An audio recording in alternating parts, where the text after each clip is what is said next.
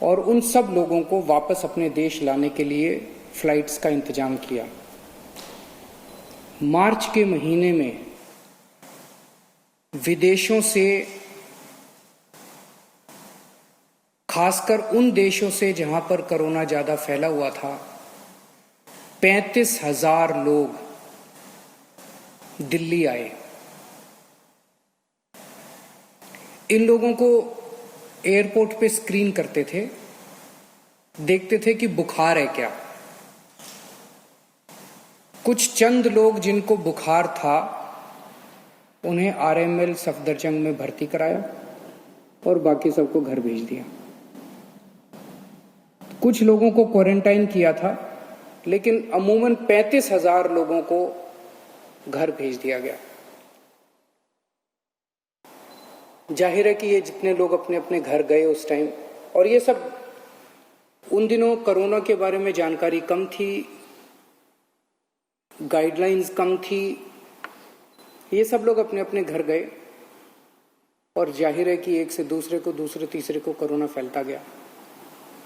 उन दिनों में तो टेस्टिंग किट भी अवेलेबल नहीं थी, उन दिनों में तो टेस्टिंग लैब भी नहीं थी, टेस्टिंग भी नहीं हो पाती थी। फिर लॉकडाउन हुआ और लॉकडाउन की वजह से लोग अपने अपने घरों में थे, इसीलिए कोरोना थोड़ा कम फैला। मई के अंतिम हफ्ते में जब लॉकडाउन खुलना चालू हुआ तो उम्मीद थी कि कोरोना थोड़ा फैलेगा, कोरोना थोड़ा बढ़ेगा। 15 मई के आसपास से हम देखते हैं कि दिल्ली के अंदर कोरोना बड़ी तेजी से बढ़ने लगा। जब लॉकडाउन खुला तो ऐसा उम्मीद थी कि कोरोना के केसेस बढ़ेंगे, लेकिन कोरोना के केसेस उम्मीद से कहीं ज्यादा तेजी से बढ़े और जून के पहले हफ्ते में आते आते, फर्स्ट वीक ऑफ जून में, दिल्ली के अंदर हमें बेड्स की कमी नजर आने लगी, टेस्टिंग की कमी नजर आने लगी।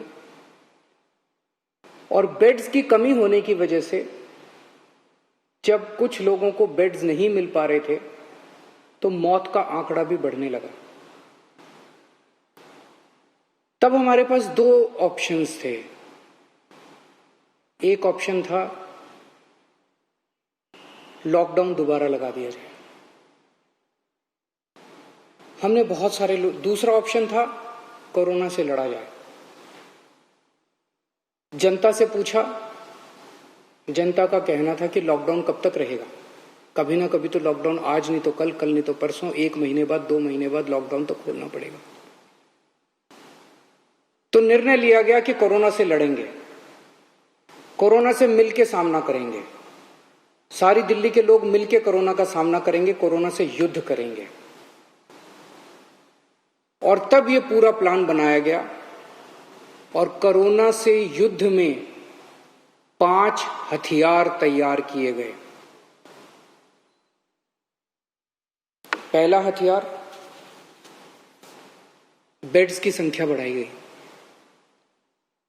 हमने देखा कि लोगों को कोई एक अस्पताल से दूसरे अस्पताल में दौड़ रहा है, दूसरे से तीसरे में दौड़ रहा है, बेड्स नहीं मिल रहे हैं, बेड्स की बहुत कमी है। मेरे पास रात रात भर फोन आते थे, मैं रात रात भर जाग के लोगों के लिए बेड्स का इंतजाम करता था। पिछले कुछ दिनों से फोन आने बंद हो गए हैं। पिछले 1 महीने में हमने दिल्ली के अस्पतालों में कोरोना के मरीजों के लिए बहुत बड़े स्तर के ऊपर बेड्स का इंतजाम किया है। हमने सबसे पहला निर्णय लिया कि दिल्ली के सारे बड़े अस्पतालों में कम से कम 40% बेड्स कोरोना के मरीजों के लिए रिजर्व कर दिए।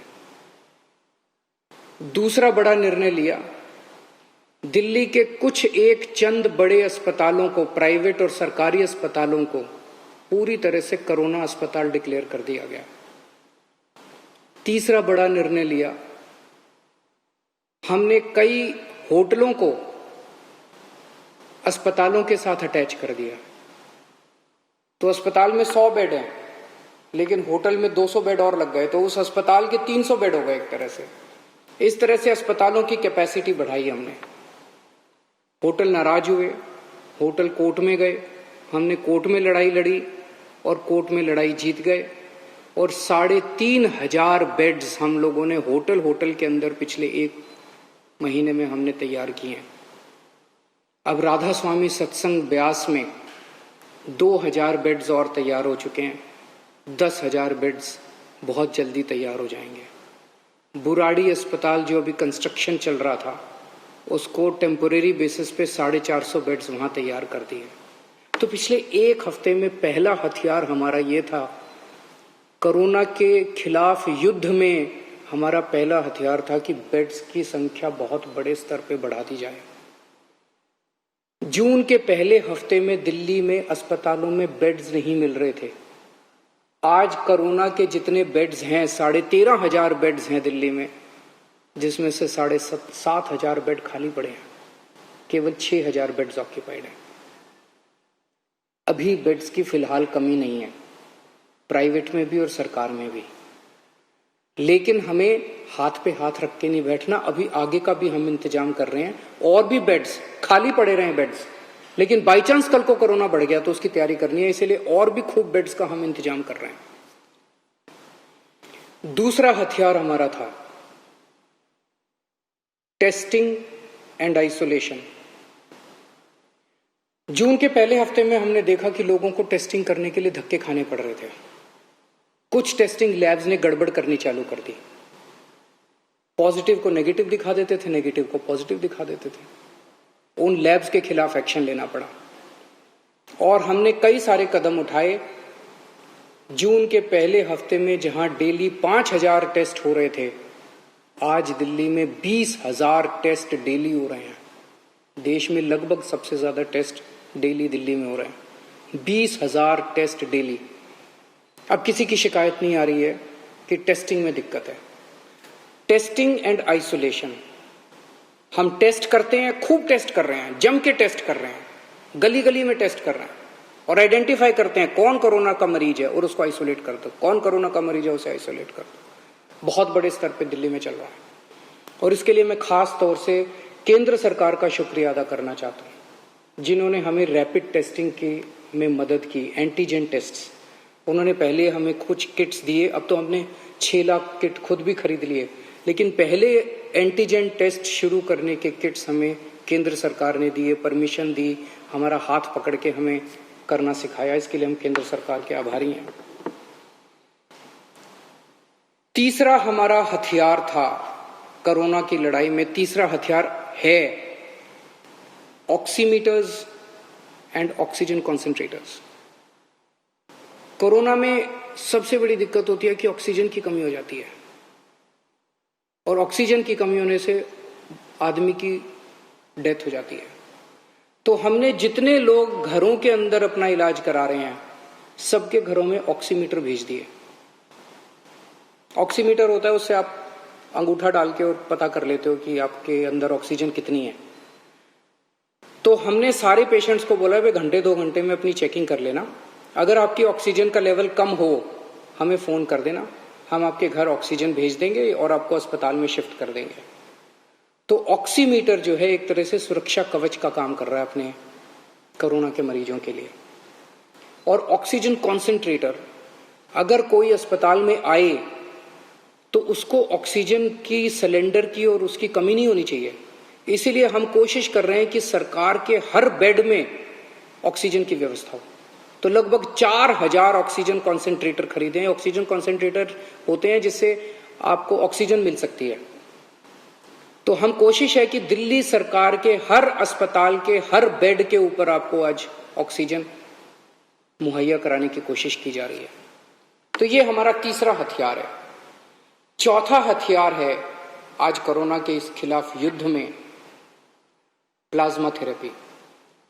इसमें दिल्ली ने पूरे देश के लिए एक तरह से रास्ता दिखाया। सबसे पहले प्लाज्मा थेरेपी दिल्ली में ट्राई की गई, 29 मरीजों को दिया गया। 29 मरीजों के ऊपर ट्रायल काफी सक्सेसफुल रहा। उसके नतीजे हम लोगों ने केंद्र सरकार को ड्रग कंट्रोलर ऑफ इंडिया को दिए और drug and controller of India ने उसके बाद फिर दिल्ली सरकार के अस्पतालों में भी और अन्य प्राइवेट और केंद्र सरकार के अस्पतालों के लिए भी मंजूरी देनी चालू की है प्लाज्मा थेरेपी से। अब प्लाज्मा थेरेपी जो है वो कई लोग इस्तेमाल कर रहे हैं। जो पेशेंट बहुत सीरियस हो जाते हैं, वेंटिलेटर पे चले जाते हैं या मल्टी ऑर्गन फेलियर हो जाता है, उनके ऊपर तो प्लाज्मा थेरेपी ज़्यादा काम नहीं करती, लेकिन मॉडरेट पेशेंट्स को की हालत को और खराब होने से बचाती है प्लाज्मा थेरेपी। तो ये प्लाज्मा थेरेपी हमारा चौथा हथियार है। और पांचवा हथियार है सर्वे एंड स्क्रीनिंग। आज से दिल्ली के अंदर सेरोलॉजिकल सर्वे शुरू हो रहा है। 20,000 लोगों का सेरोलॉजिकल सर्वे होगा। घर घर के अंदर जाके सेरोलॉजिकल सर्वे कर रहे हैं, जिससे पता चलेगा कि दिल्ली में किस लेवल पे कोरोना फैला हुआ है। इस तरह के और भी खूब सर्वे और स्क्रीनिंग चलते रहेंगे। तो ये 5 हथियार हमारे हैं कोरोना के खिलाफ। हम खास तौर से केंद्र सरकार का शुक्रिया अदा करना चाहते हैं, जिन्होंने इस लड़ाई में हमें कदम कदम पे सहयोग दिया।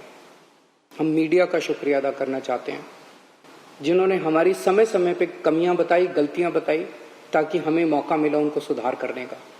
बहुत सारी समाज सेवी संस्थाएं हैं जो हमें इस पूरी मुहिम के अंदर दिल्ली वालों की मदद कर रही हैं। जीत निश्चित है, लेकिन जीत कब होगी ये नहीं कह सकते। कोरोना हारेगा, दिल्ली जीतेगी, और ये 5 हथियार खूब कारगर साबित हो रहे हैं। बहुत बहुत शुक्रिया।